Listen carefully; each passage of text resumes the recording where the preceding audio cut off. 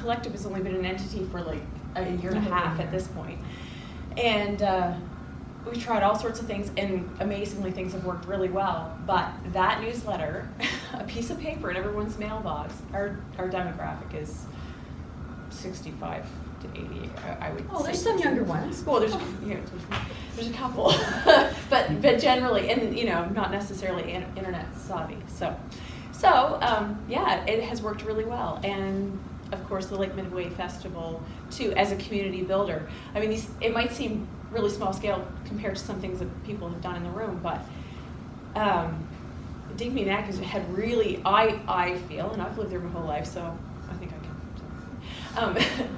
It really had lost a sense of community. I think that, through a series of events, that it really had. And you put your head down, you go to work, come home, and watch TV. Or if your kid's in a club, you go to 4-H meetings, right, Jean? But unless something like that, there wasn't a real sense of community. Everyone's very self-sufficient, and but the seniors, you can see this sense of disconnect, and they may not know it, but it's harming their health. We have no doctors, people have chronic illness, that sort of thing. And I think that, yes, like when you lose connection, you don't eat properly, you're not socializing. It affects mental health, physical wellness, a lot of things. And just having a place to go, a place to visit, people that care, something to look forward to. I mean, it's a little tiny cafe with a few workshops, but it provides all those things very inexpensively. As we have all heard in the news recently, the effects of loneliness on your both physical and mental health and the sense of isolation can have a huge impact on you as an individual, but also in terms of how your community functions. And as you said, all the things that the collective has done, the Lake Midway Festival and the newsletter in particular, have helped to give people a sense of connectivity, of connectedness, a sense of value, a sense of purpose. And I have family connections in the community of Sandy Cove, where the Schoolhouse Cafe is and where the collective has its base, that go back for almost 200 years. So I haven't lived there for my whole life, but I retired there in 2009. And one thing I learned then was, okay, this is my community, this is where I live.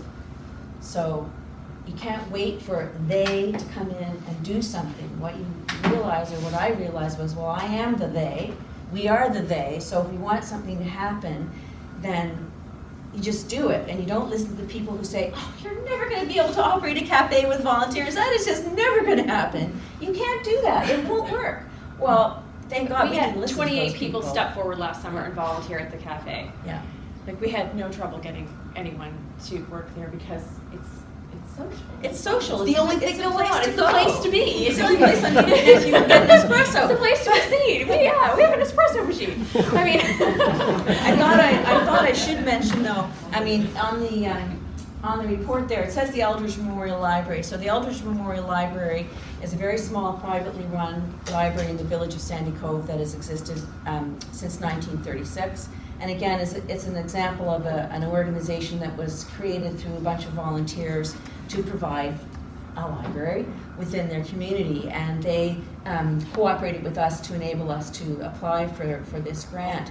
And they continue to operate. Every summer they're open. Again, completely run by volunteers. So it's that grassroots, it's that sense of power that you can get from a group of people who have an idea and see a way to just step forward with the idea and reach out, and people will help. I have one more thing that I promised.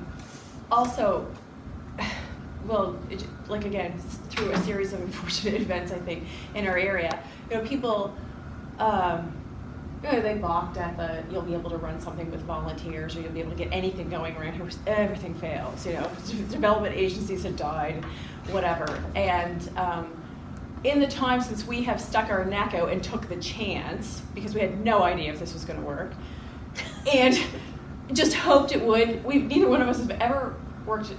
Well, I've worked in a cafe. We've never run a business. We have zero experience. Anyway, No business I don't there. know if you call it stupid, whatever. Anyway, we stuck our neck out and took the chance, and everyone has 25,000 reasons why not to do everything. I'm sure all of you have heard all of these reasons because that's how it always goes. People want to tell you that.